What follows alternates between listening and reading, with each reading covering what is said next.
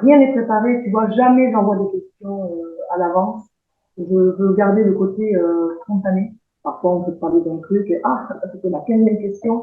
Bon, voilà, tu rebondis, il faut savoir rebondir. Mais surtout rester naturel. Et puis, en radio, il faut quand même avoir une voix peut-être un peu posée, de pouvoir rencontrer, de pouvoir échanger, de pouvoir transmettre, de pouvoir accompagner, voilà, des personnes qui sont dans le besoin, mais surtout dans l'envie.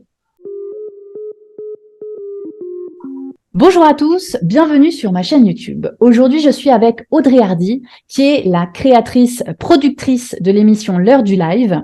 C'est une émission qui met en relation, qui aide les artistes musicaux à se mettre en relation très souvent avec les producteurs, les programmateurs. Donc, on va aller poser quelques questions à Audrey, qui a d'habitude l'habitude d'être derrière le micro. C'est elle qui fait les interviews d'habitude. Donc, bonjour Audrey, merci beaucoup de répondre à cet appel. Bonjour, moi je suis ravie de te revoir, du coup, même si c'est en virtuel, on n'est pas forcément à côté, mais on fait de belles choses en virtuel, donc je suis ravie d'être avec toi aujourd'hui. Super. Merci. Donc l'idée en fait aujourd'hui c'est que tu me parles un petit peu de ton parcours puisque j'aimerais bien que tu me resitues un petit peu pour les personnes qui vont nous écouter qui tu es, comment tu en es arrivé à produire cette émission L'heure du live où j'ai pu venir un petit peu assister puisque j'ai fait quelques quelques teasers vidéo en tant que vidéaste à tes côtés. Et voilà pour voir un petit peu. Voilà. La question c'est de ton parcours à cette création d'émission, qu'est-ce qui s'est passé dans dans ta vie, dans ta tête, pour en arriver à te dire, tiens, je vais créer l'heure du live? Alors ça, c'est une bonne question.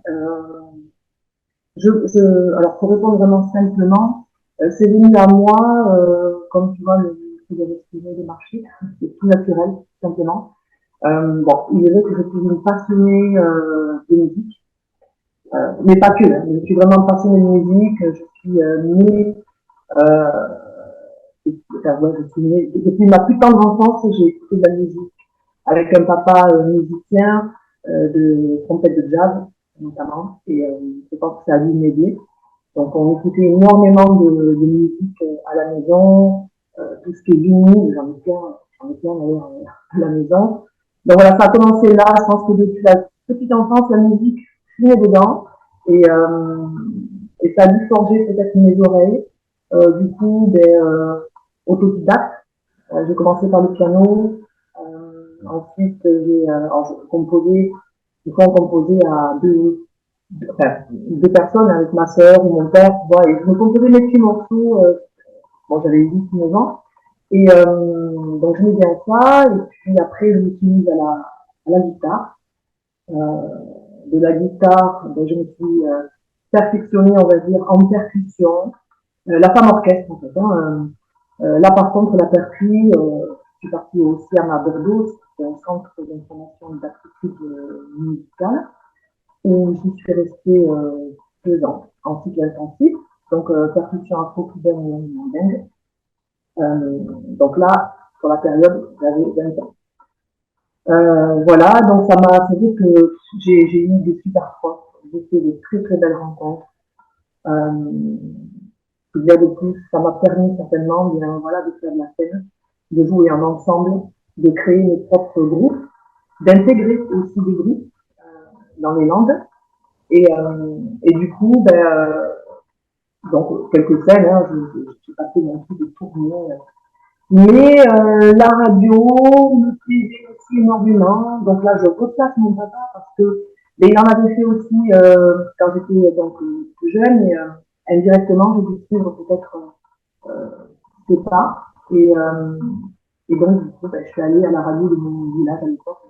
Et j'habitais Seignos, donc c'était en 2013. Et j'y suis allée vraiment avec mes bagages musicaux. Quoi. Voilà, j'écoute de la musique des années 60-70, c'est plutôt ma cam. Et puis, je connais quand même pas mal d'artistes. Moi, je jouais plus à cette époque-là.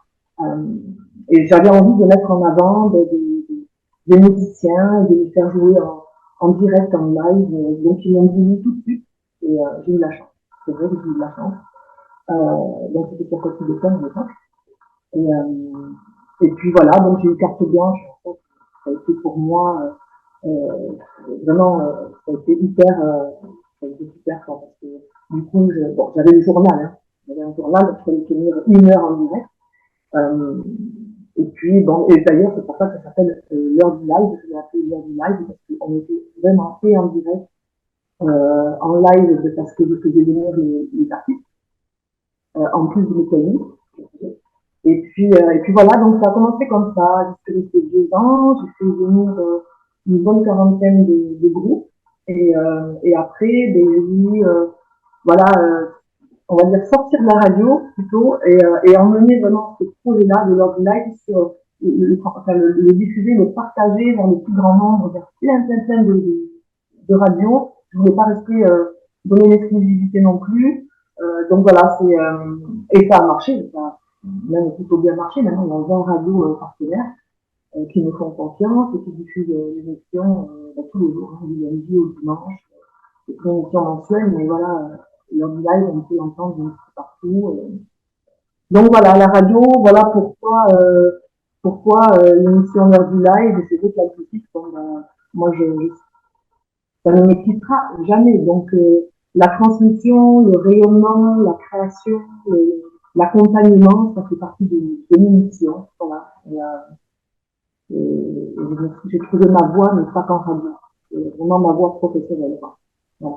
Que c'est parti d'une volonté de te dire, bah tiens, les artistes ont pas assez de portée, j'ai envie de les aider à communiquer, j'ai envie de les aider à émerger, c'est ça en fait, c'est parti de ça. En fait. Oui, comme je te disais, la transmission, l'accompagnement, le rayonnement et la création, notamment, je suis quand même aussi sensible à des artistes qui écrivent leur propre texte, qui composent leur propre musique. Donc tout ça, forcément, avec les médias, il n'y a pas mieux, quoi. Il n'y a pas mieux. Et du coup, alors, tu t'es dit, je vais les accompagner, mais j'ai envie de les faire connaître. Je vais faire des questions, je vais faire des interviews. Et tu t'es mise à les interviewer. Oui, tout à fait. Alors là, c'est vraiment le travail du journaliste. Tu fouines, tu recherches partout la bio. J'ai des émissions où même on n'a jamais envoyé quoi que ce soit. Et bon, tu as des questions voilà, qui te viennent à chaque fois. Comment vous êtes rencontrés, tu vois, pareil, voilà, par rapport au parcours, par rapport à leur formation, par rapport à leur expérience, tout ça. Donc, tu as des questions clés, quoi. Là, en l'occurrence, tu ne peux pas passer à côté. Et selon, s'il y a de la matière, il y a des questions. Qu'il arrive. Enfin, là, j'ai toujours mes petites feuilles, mais tu sors de ton confort. Quand tu es en direct, vraiment, quand je suis en direct et qu'il y a un public, c'est une émission qui, il y a plusieurs formules dans cette émission d'ailleurs, mais quand je suis en direct avec eux, avec le public en face, là, tu peux sur ton confort. Parfois, on peut te parler d'un truc et c'était la 15e question. Bon, voilà, tu rebondis, il faut savoir rebondir. Mais surtout rester naturel et puis, ouais, voilà, pour pas les mettre. Moi, je peux dire un truc entre nous. En radio, il y avait vraiment ce côté où ils n'étaient pas forcément hyper à l'aise. C'est peut-être pour ça aussi que c'est vraiment partie de radio. J'y reviendrai peut-être, hein, mais il y avait, et puis même, c'est pas vraiment que, il y avait quelque chose, il me manquait quelque chose, quoi. Le fait d'avoir juste moi, l'artiste, la gestion, il me manquait un truc. Donc, le fait déjà de me faire jouer en live, c'est génial, mais le fait de pouvoir les emmener dans une structure, des lieux de vie, qu'ils connaissent pas, hein, ben, du coup, avec un public, ça me mettait, ils sont pas en concert, hein, c'est pas quelque chose, ils sont pas là, hein, vraiment en concert pendant 1 heure, non, ils sont là vraiment pour promouvoir leur projet, leur album, leur EP, et en même temps, de faire 4, 5 live, simplement. Il n'y a rien de mieux, je ne prends que sur le live. Mais il est clair, en effet, c'est sûr que quand tu as ne serait-ce que plus de 3 oreilles qui t'écoutent, bah ça change tout. Ça te donne, moi, ça te tient, quoi, ça te donne de la motive, des motifs, et puis, ouais, de toute façon, alors entre un CD et un concert, je vais préférer aller voir l'artiste ou le groupe sur la scène, quoi. N'importe quel groupe, voilà. C'est pas du tout la même énergie. On sait qu'il Non, y a plein de groupes, moi personnellement, que j'aime bien. Je vais écouter le CD, ça va rien me faire. Par contre, je les vois en live et je fais ah ouais, ok, j'aime ce groupe. mais c'est vrai. Et alors, souvent, et c'est même le mieux, le CD, quand il est bon, t'as le bon son, là, du coup, tu te dis dans le studio, il est pas mal. Mais de les voir en live, en concert, forcément que c'est mieux. Et il vaut mieux que ça soit pas que l'inverse. Parce que si c'est un bon CD, que sur scène, il manque un truc, c'est dommage. Donc, c'est l'heure du thé. Hein, Oui, pareil. Et justement, qu'est-ce qui fait, à ton avis, qu'est-ce qui définit le fait que quand tu vois un live, c'est différent? Qu'est-ce qui fait ça? Ben, tu parlais d'énergie. Le fait concrètement, le fait de les voir, alors, certains, on peut pas forcément les toucher. Bon, moi, souvent, un petit peu de chance, j'arrive à me toucher, de les saluer, tout ça. Mais non, ouais, c'est l'énergie du lieu, l'énergie du public, l'énergie qui dégage sur scène. Moi, ça ne s'explique pas. Quand tu es musicienne, c'est ce que c'est.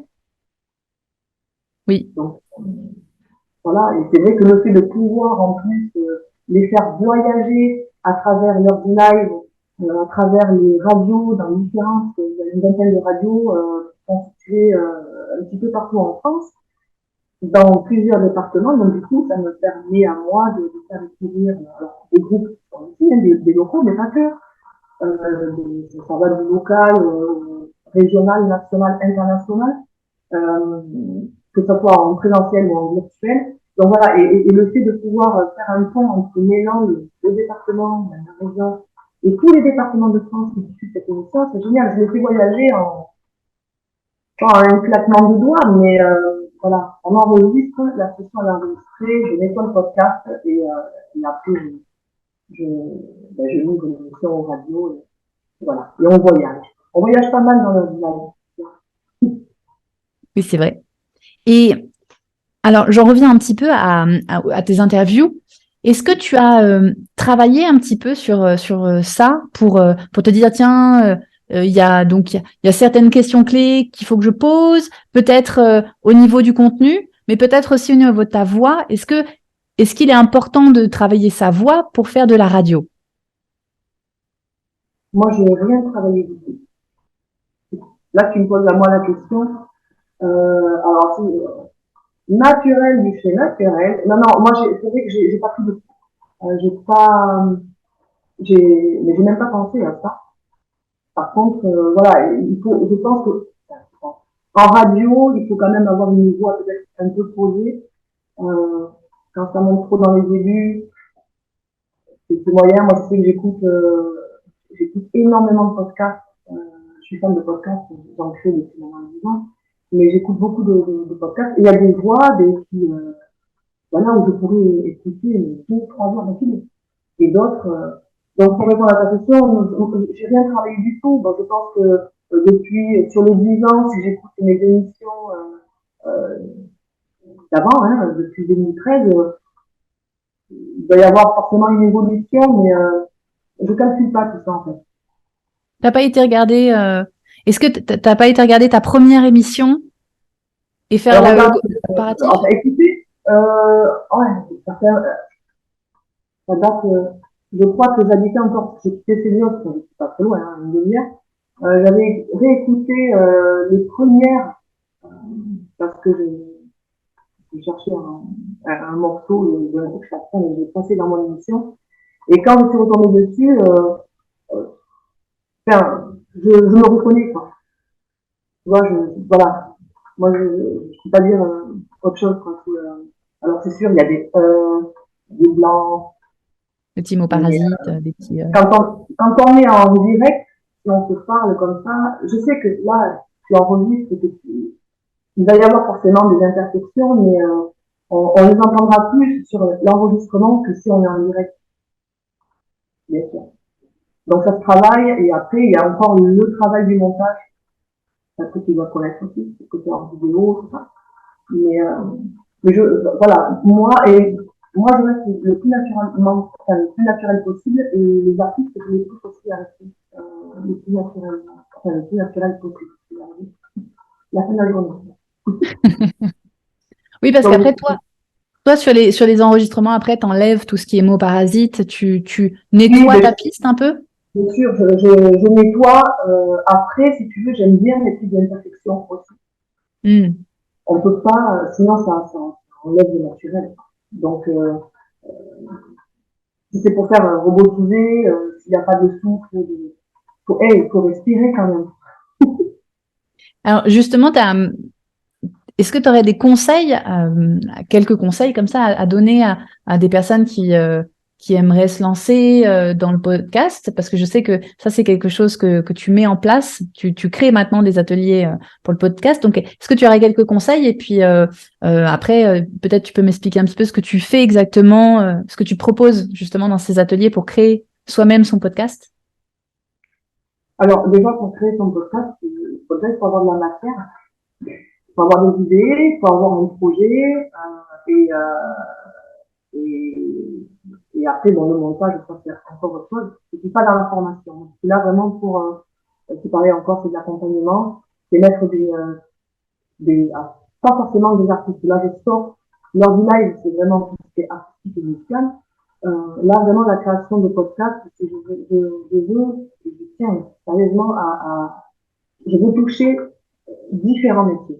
Voilà, montrer la richesse qu'on a ici, ça peut être, je sais pas moi, un réflexologue, un magnétiseur, ça peut être un peintre, ça peut être, voilà, le tout c'est de, pareil, voilà, promouvoir aussi son propre projet. Donc il faut, il faut, voilà, je me pose la question, il faut vraiment tout se noter.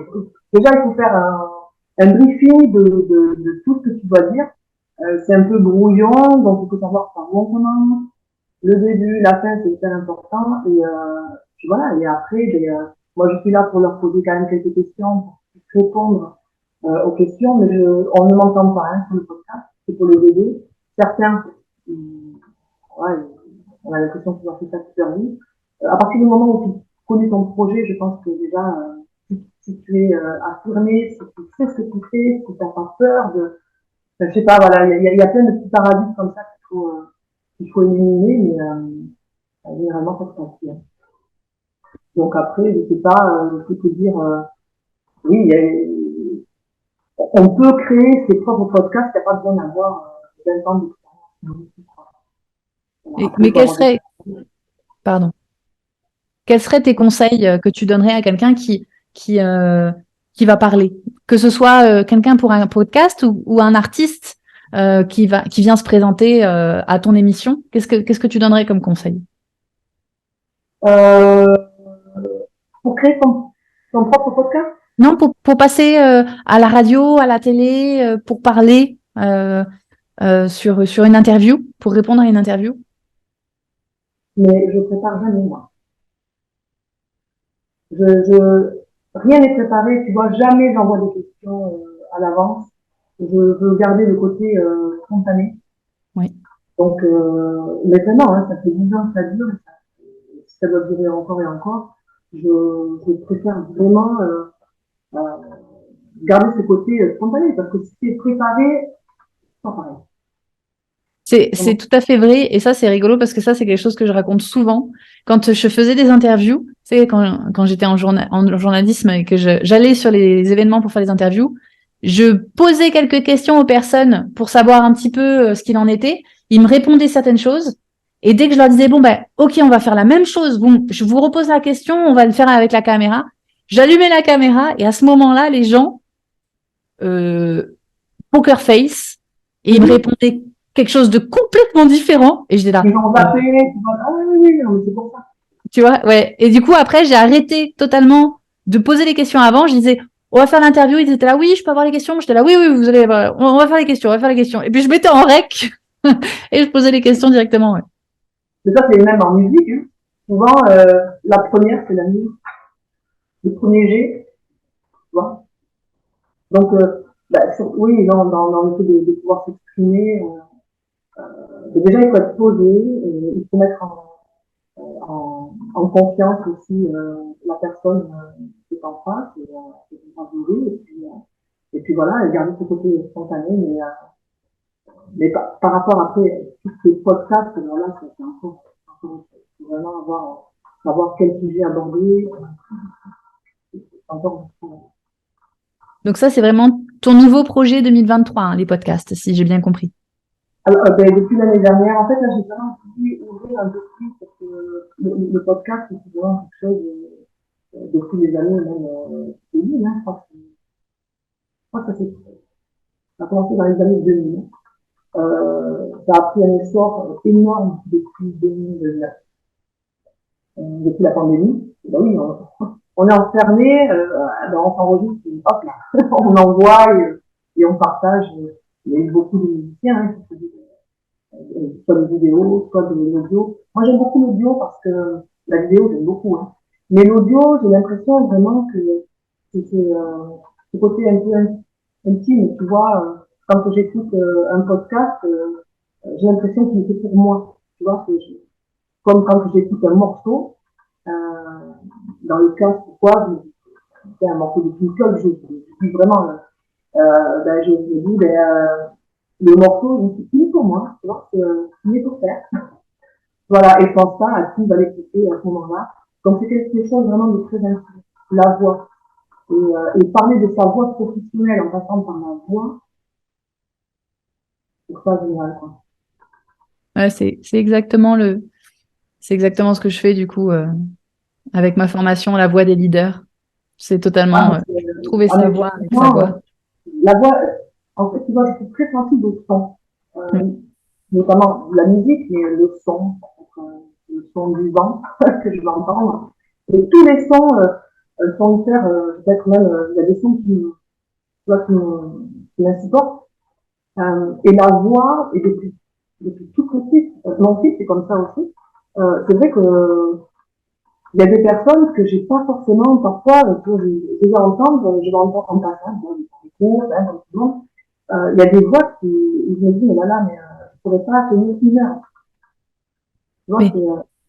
c'est vraiment, et pourtant, s'il faut, c'est une personne très intéressante, tu vois, ça fait des choses à dire hyper intéressantes, mais voilà, la voix pour moi, c'est très, très important.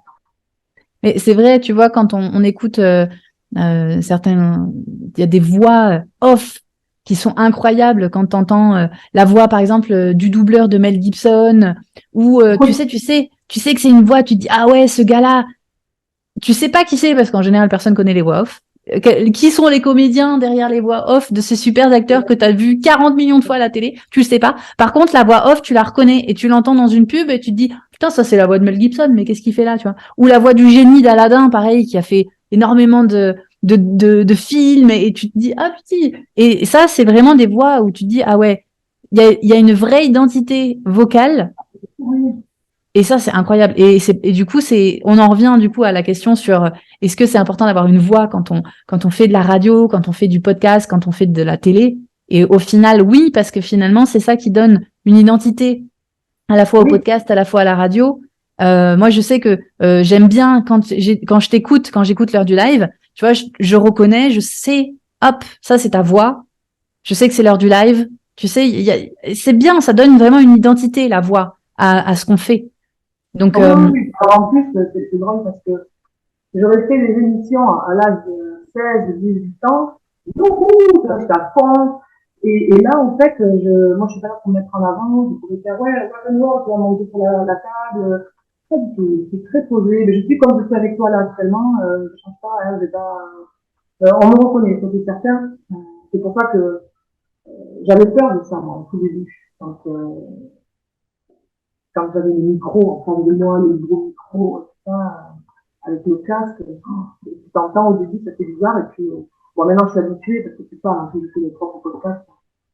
oui, Donc, parce que du coup, parce qu'en fait, comme tu retravaillais toi-même les pistes, au final, et il y a rien de pire que de s'entendre soi-même et de se dire oh là là, ça c'est ma voix.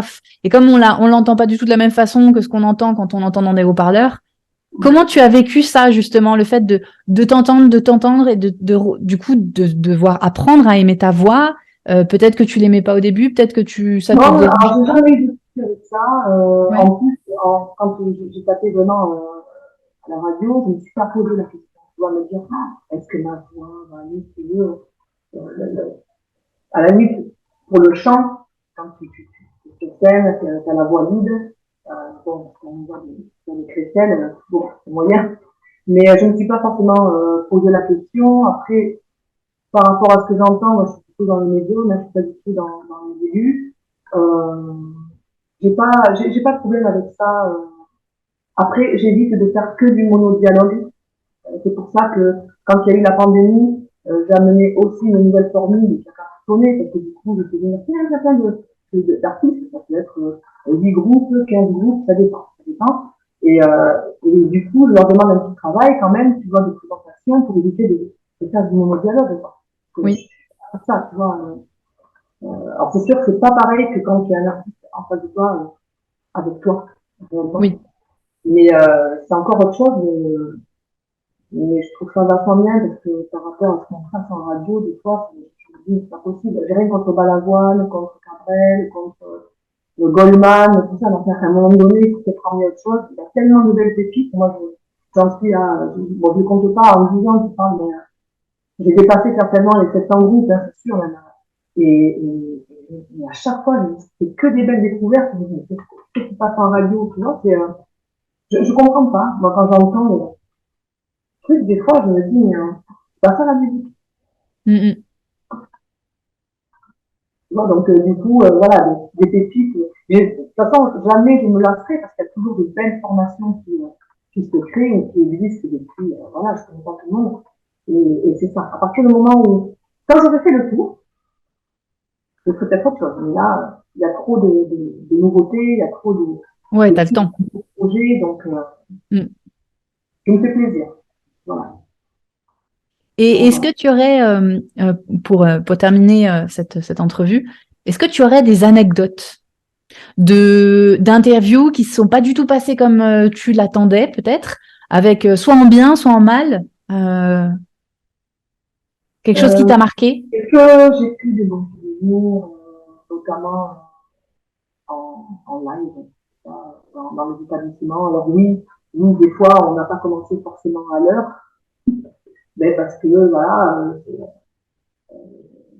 la technique, c'est des techniques, mais honnêtement, ça fait généralement toujours bien passé. Après, au niveau des rencontres, j'ai eu vraiment j'ai eu de très très belles rencontres. Alors, Muriel, ça a été pour moi, j'avais l'impression d'avoir mon papa, quoi, hein, juste en face, ça a été quelque chose de très important et en même temps de magique, aussi bien pour moi que pour lui, que pour les personnes qui étaient présentes. Ce sont vraiment des moments privilégiés et, euh, et conviviaux, quoi. C'est vraiment, c'est hyper intense quand même, hein, le fait d'avoir des artistes à, à ses côtés. Mais non, des anecdotes, honnêtement, moi, j'ai peut-être que là, à froid, là, comme ça, je ne sais pas, mais en tout cas, ça s'est toujours très bien passé. Vraiment. À la maison, j'ai fait des émissions aussi à la maison. C'est génial, quoi. Tu vois, sur la table. Après, on mange tous ensemble. Il y a le petit buzz. Enfin, c'est vraiment, voilà, c'est l'esprit un peu même, tu vois, famille. Parfois, on avait l'impression de faire même partie du groupe, tu vois. Donc, c'était rigolo parce que, voilà, c'est que des belles rencontres. D'ailleurs, toi, je t'ai jamais reçu. C'est vrai, c'est vrai. C'est tellement de demandes, tellement de trucs que je ne peux pas mettre tout le monde Mm. dans la même émission, sinon je prendrais vraiment, je ne sais pas combien d'heures sur la grille de programme. Je pense que déjà j'ai 2 belles heures au niveau des radios. Hein, alors l'émission L'heure du live, c'est par 1 heure. Ça peut être 55 minutes, comme 1h12, comme 1h30. Voilà, il ne faut pas excéder les 2 heures pour moi. Donc j'ai cette chance que les radios me laissent un bon créneau. Voilà. C'est Mais parfait. généralement, une heure. Oui, c'est ça. Ouais. Finalement, ça reste assez naturel et c'est Voilà. adaptable. Oui, et puis bon, je voulais surtout pas, je veux dire, écraser une autre émission, ou une autre émission, pas qui m'occupe la mienne, c'est, il faut du soleil pour tout le monde, il faut de la place pour tout le monde. Moi, je préfère un créneau, même en fin de journée. En fait, j'ai des créneaux avec toutes ces radios, ça touche aussi bien le matin, entre midi et deux, début d'après-midi, en plein après-midi, en soirée, même à minuit, tu vois. C'est vraiment, tu peux écouter leur du live à n'importe quelle heure. C'est Parfait. ça qui est intéressant. Du coup, est-ce que tu aurais un dernier mot, une dernière chose à nous partager? Une dernière chose. Alors, pourvu que ça dure, pourvu que la musique perdure, voilà, que les artistes continuent et lâchent rien. Et en ce qui me concerne, j'espère que eh bien, mon projet continuera voilà, jusqu'à où il doit aller. Et que de bonnes choses. Quoi. Vraiment, je me souhaite et je nous souhaite à tous que des personnes parce qu'on est passé quand même par pas mal de choses un peu compliquées. Donc, voilà. Je te le souhaite. Je te le souhaite aussi. Et tant qu'il y a Donc, des artistes, tant qu'il y a des artistes et tant que tu es là pour les recevoir et pourvu que alors ça là, dure vraiment, aussi. artistes, si on parle de l'heure du live, mais en fait, je suis fan de gens qui ont des projets. Tu vois, des personnes qui ont une motivation, j'adore ça. Ça me donne des ailes, hein, pour le vrai. Donc, j'ai besoin de ça, je pense, pour vivre. Je parle pas d'argent. Hein. La richesse, pour moi, c'est ça. C'est le fait de pouvoir rencontrer, de pouvoir échanger, de pouvoir transmettre, de pouvoir accompagner, voilà, des personnes qui sont dans le besoin, mais surtout tu vois, dans l'envie. Euh, et surtout, pour finir, c'est surtout respecter. Soyez le plus curieux possible. C'est hyper important la curiosité. On l'oublie Tu vois, souvent. aller voir un petit Ouais. peu ce qui se passe, de bouger, sortez, sortez, quoi. Sortez, allez au théâtre, allez voir voilà, un concert, aller au restaurant. Enfin, après, financièrement, c'est sûr que faut que ça soit voilà, à la portée mais il faut sortir dans la forêt, aller découvrir un petit peu ce qui se passe ailleurs. Voilà. Voyager, si vous pouvez voyager. Moi, je voyage à travers les ondes, c'est un peu casanière. J'aime bien mes langues, moi, tu vois. Mais c'est pour ça que la musique existe. Ça nous permet de voyager à Ah, mais là, travers je les m'entends. cultures. Ça nous Ah permet. oui, oui, oui. Exactement. C'est vrai, tu voyages, ne serait-ce qu'en écoutant un morceau, moi, c'est ouf, tu vois. Donc, Mm. donc voilà, c'est continuer à sortir. Il faut s'enrichir de tous ces beaux projets et la découverte, c'est hyper important. C'est découvrir, quoi. Comme quand on est un enfant, Garder. on découvre des choses, mais il faut garder cette âme d'enfant et continuer à rêver, quoi. Rêver, Parfait. voilà. Restons sur cette note. Tout à fait. Je suis tout à fait d'accord avec toi. Donc, parfait. Merci beaucoup, Donc Audrey, là, pour.